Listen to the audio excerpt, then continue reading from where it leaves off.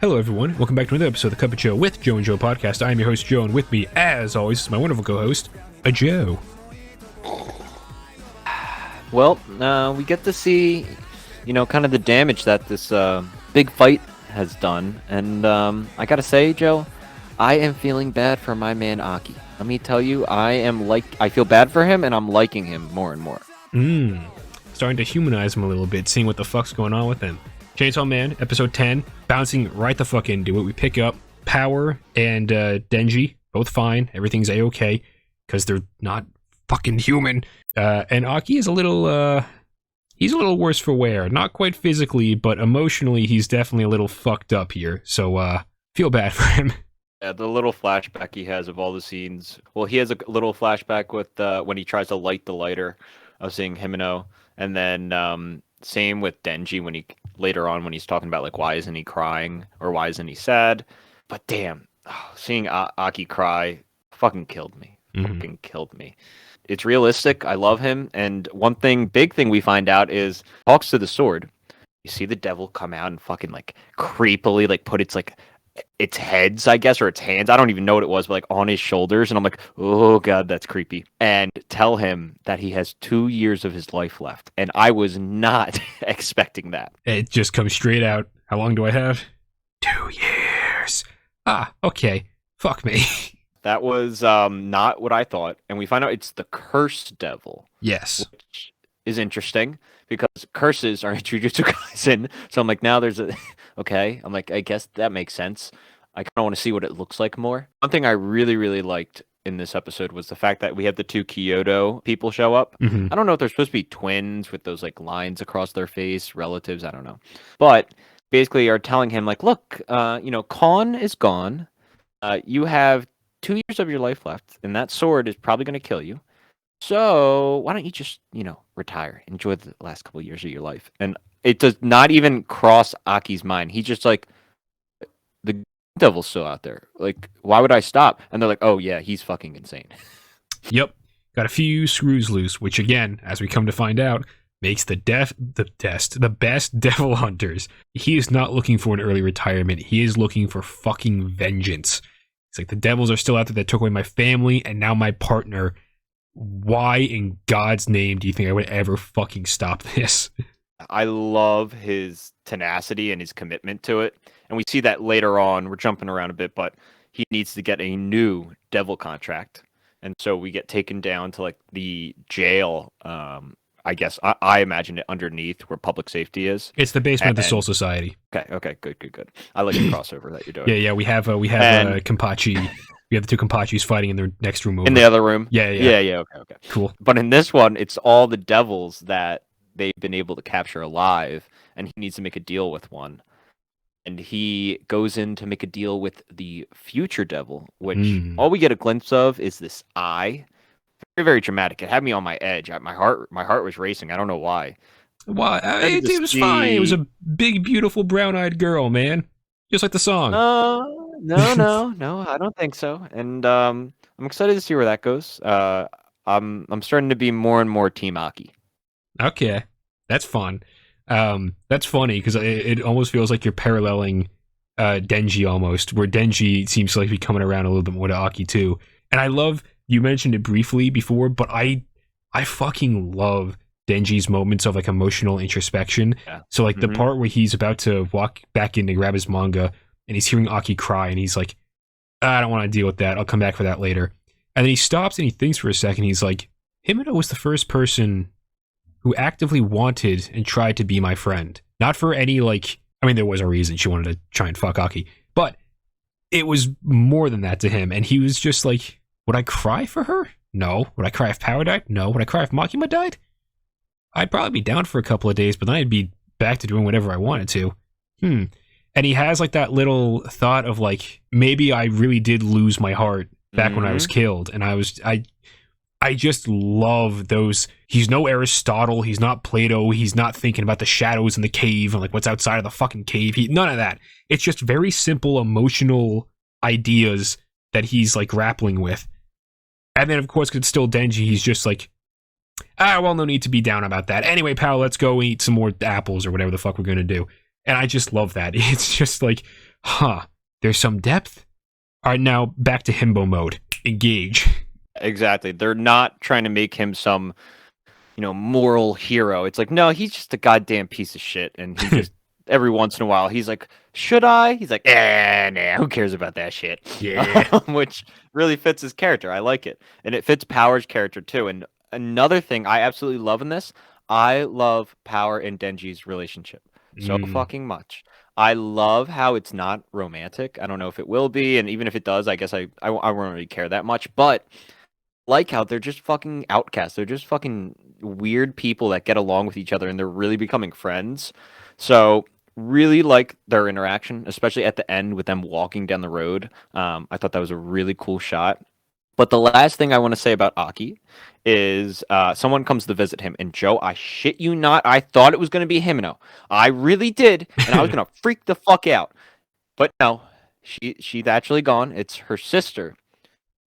Letters that either I couldn't understand if Himeno wrote them in the past, if she just got these letters. Like I don't know the details about it, but they talk a lot about Aki and about how she wanted to get him out of safety. It's public safety, right? Yeah, the public safety division. Just think of that like with school public safety, and I'm like, I feel weird saying that on a goddamn Chainsaw Man podcast. Yeah, right. It's like, wait, public safety? No, that's not the same. Huh? What the fuck? Yeah, but basically all the letters were talking about how like I need to get him out and we're gonna go private so he can live longer. Like I want him to live a good life. And again, makes him very. I think it does it the opposite of what she thought. Like maybe it was gonna be that kind of break for him to be like, okay, maybe she wanted me to step away, so I should. But it does the exact opposite of like, oh no, now I'm really gonna go for this motherfucker. Well, I mean, because now what's the point? Because she's gone. And that would be the reason why he'd want to step away, would be like for her sake. Whether to be with her romantically or not, if just to like appease her because they're good friends. But now she's gone, and the devil that did it is still out there, and he's just like, it just reinforces his will and determination, which is great. Chainsaw Man, absolute shonen. Insane battles, funny, off-kilter, all that sort of bullshit, himbo energy to the fucking max, and bimbo energy power. But it does have this way of threading heart through it, and it's surprisingly good. Yeah, and it doesn't make it cringy or like, I don't know, like sappy. Like it's honest, very, very honest, realistic, which I like. One thing that I really was not expecting in this episode was a lot of gore, especially with that beginning half of the episode. And then we just get right into it because it's like, okay, everybody got killed basically, so Denji and Power, or I like how she gets called Powie now by Denji. Yeah. Adorable. We're gonna teach you some things, get you nice and strong. And we get introduced to this character, which we don't get his name. It's just Sensei, and he's a bit of a drunk. And we've gotten clips of him before in a couple episodes, but we actually get to see him. He's like the best devil hunter out there. And oh man, does the amount of deaths in this episode are phenomenal, and all the different ways. This is just goddamn Fujimoto's like, what fucked up ways of dying can I come up with? And they all involve knives. Really likes his knives, I know. Like very much like is like, well, the first one they snapped his neck and they did a couple of those, but this knives, yes, he likes slicing stuff open. So Makima introduces Denji and Powie to Sensei, and she's just like, all right, I'm out. And Sensei is very much like, okay, so everyone's after your heart. That's a problem because you're a weak ass bitch. So we got to train you up, and you should also be trained as well because you're on the team too. So I guess I'll just train you both. And he just proceeds to beat the ever-loving shit out of them and kill them multiple times in multiple ways. We only see like one or two in the beginning, and then we just cut to the night, and he's like, I'll come back and we'll pick this up tomorrow for your training.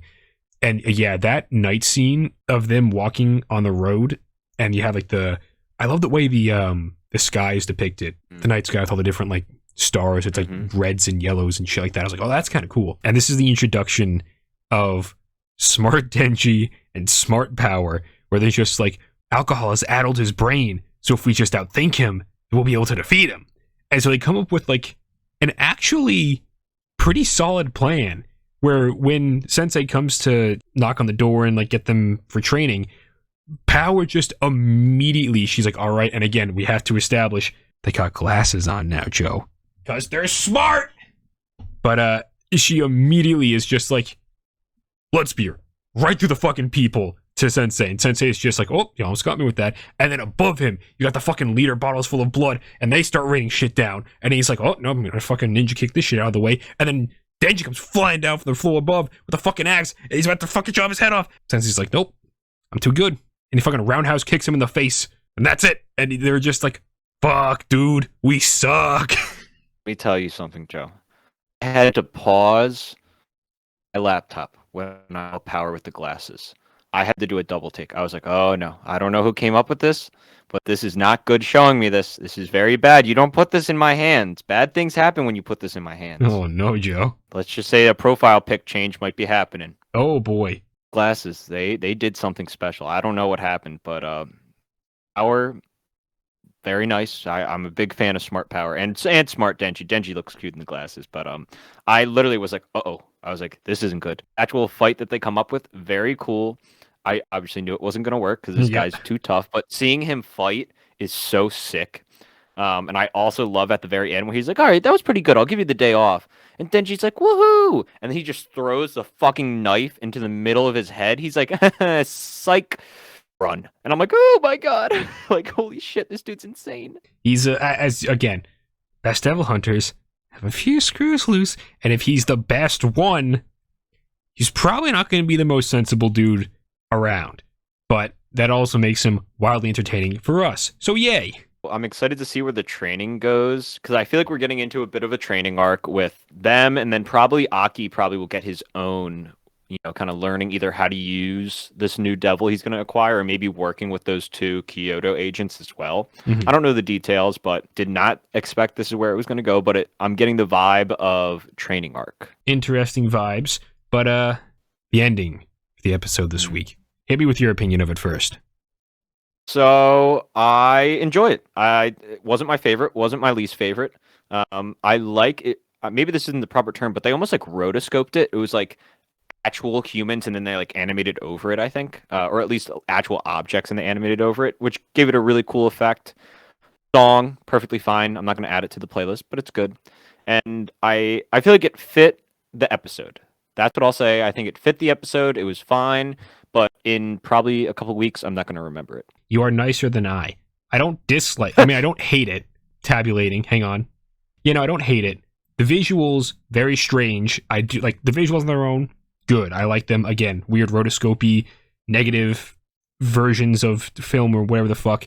It's fine. The song, I remember watching it and being like, this is a weird song for this. I don't remember anything about the song now. I'm just like, yeah, nah. So this is one of the lower, if not the lowest on my tier list of endings so far. I would say in one word, it's forgettable. Like, it's not bad, it's not good, it's there, and then you're going to forget about it. Yeah, I'd say it's forgettable to bad. To each their own. Maybe you love it. I don't know. I'm not your fucking mother. Anyway. We'll say one last thing to kind of finish it all out. Oh my goodness. 2 more episodes? Yeah, 2 more episodes for this part of the season. Okay, so maybe a training arc won't happen. I don't know. I don't know how it's going to finish off. Again, I'm completely in the dark. Excited to see where it goes. And I appreciate the trio a lot more each episode. At first, I was like, okay, it's just a normal trio. But more and more, I'm like, you know what? The show does have a very unique flair to it. And I'm here for the ride. Hell yeah, dude. All right. So that's been Chainsaw Man episode 10. Once again, we hope all you guys who have been watching along and listening along are enjoying it just as much as we are. Hopefully, final 2 episodes, I think I know where it's going, and I think you're going to enjoy it, and I hope everyone else enjoys it as well. So, with that being said, everyone, we'll love you, we'll leave you, and goodbye.